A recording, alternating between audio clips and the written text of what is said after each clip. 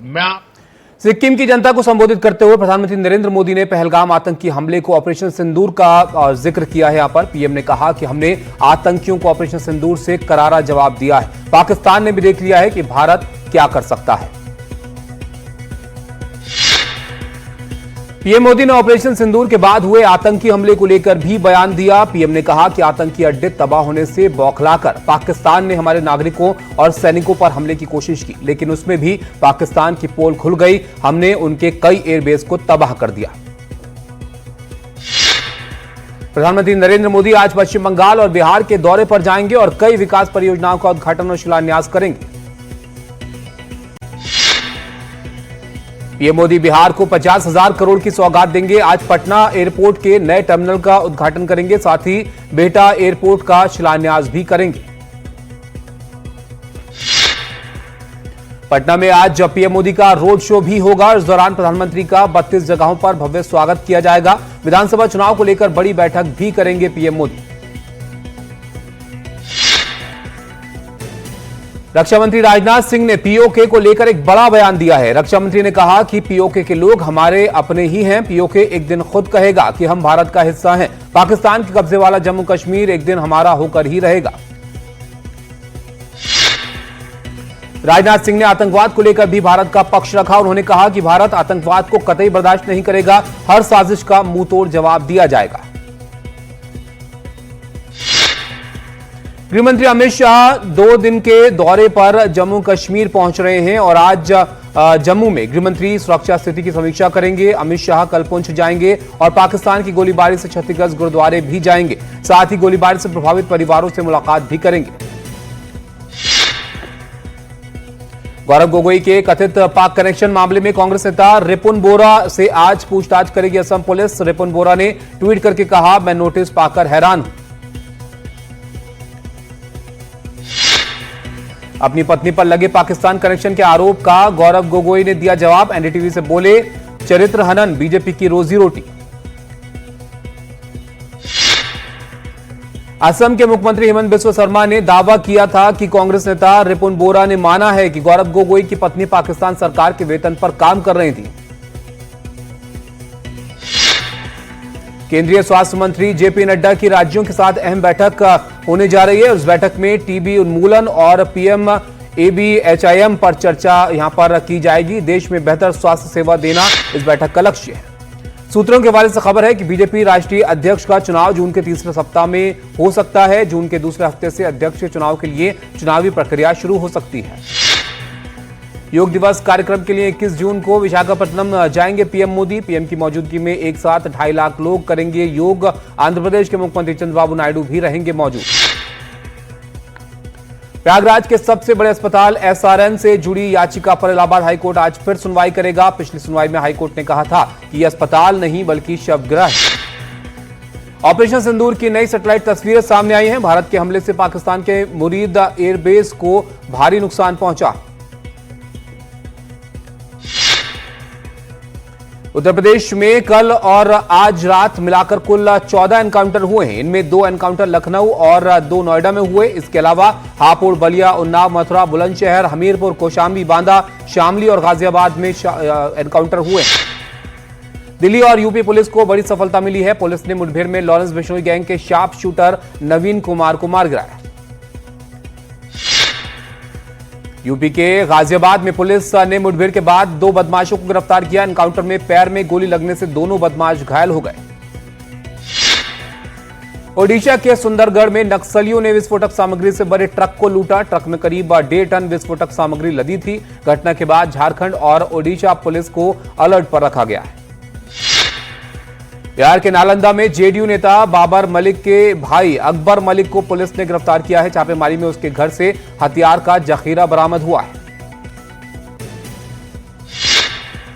मेखली के लोकेश्वर स्वामी जी के खिलाफ पॉक्सो केस दर्ज होने के बाद रायबाग तालुका प्रशासन ने मेखली गांव में मठ को ध्वस्त करने के लिए कदम उठाए हैं। इस मठ को सरकारी जमीन पर अवैध रूप से बनाया गया था।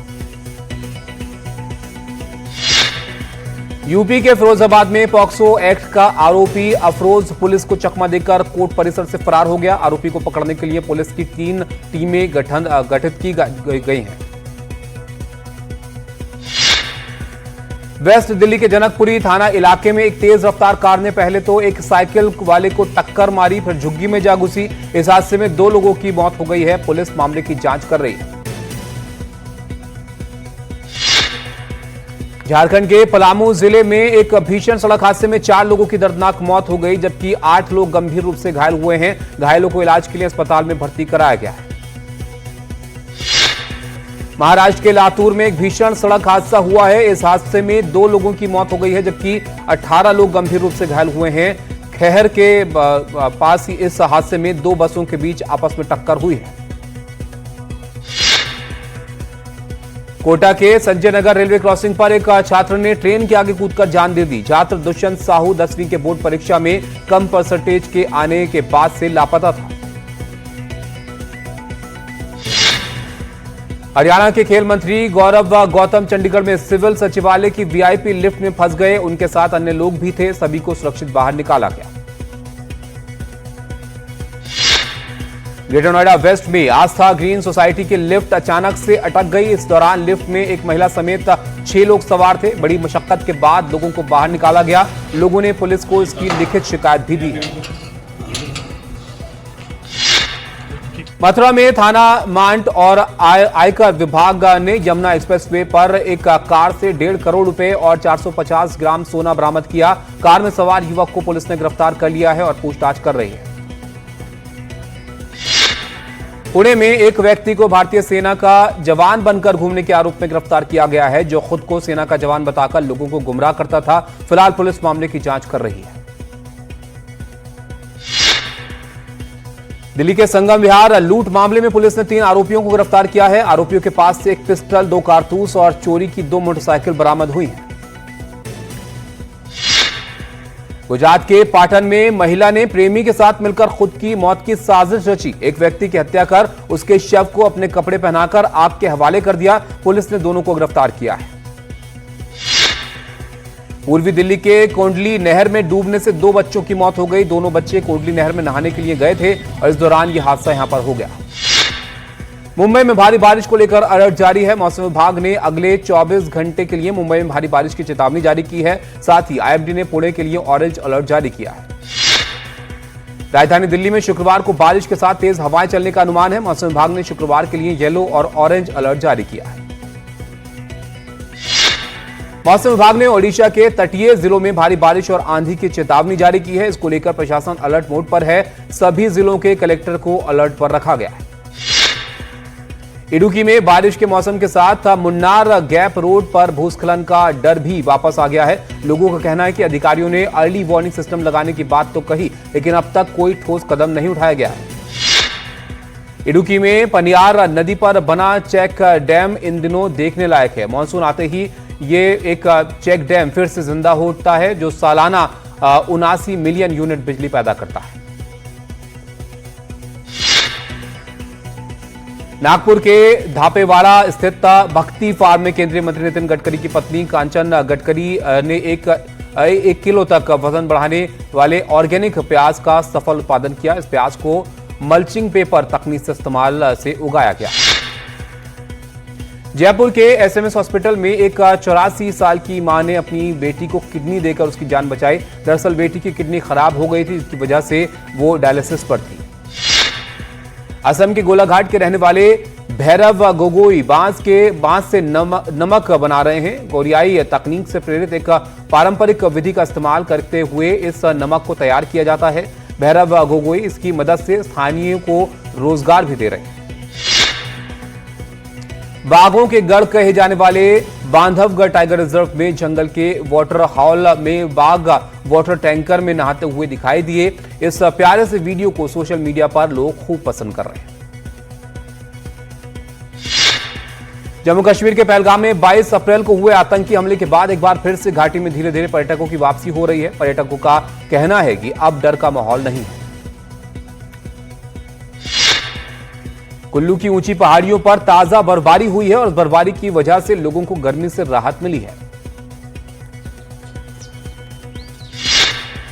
आईपीएल के क्वालिफायर 1 में आज बेंगलुरु की टक्कर पंजाब से होगी। यह मैच आज शाम 7:30 बजे मुल्लापुर स्टेडियम में खेला जाएगा। जीतने वाली टीम सीधे फाइनल में पहुंचेगी।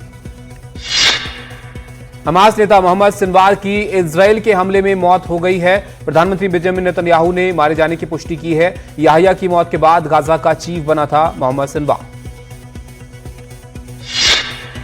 अमेरिकी अदालत ने डोनाल्ड ट्रंप के टैरिफ प्लान पर रोक लगा दी है। कोर्ट ने कहा कि डोनाल्ड ट्रंप ने वैश्विक टैरिफ लगाकर अपने अधिकार का अतिक्रमण किया है। एलन मस्क ने खुद को डोनाल्ड ट्रंप और प्रशासन से अलग करने का ऐलान किया है। उन्होंने इसे लेकर एक सोशल मीडिया पोस्ट भी किया है। मॉस्को में यमन की सत्तारूढ़ परिषद के प्रमुख से मिले राष्ट्रपति पुतिन ने उनको इसी साल अक्टूबर में होने वाले अरब वर्ल्ड समिट में शामिल होने का भी न्योता दिया।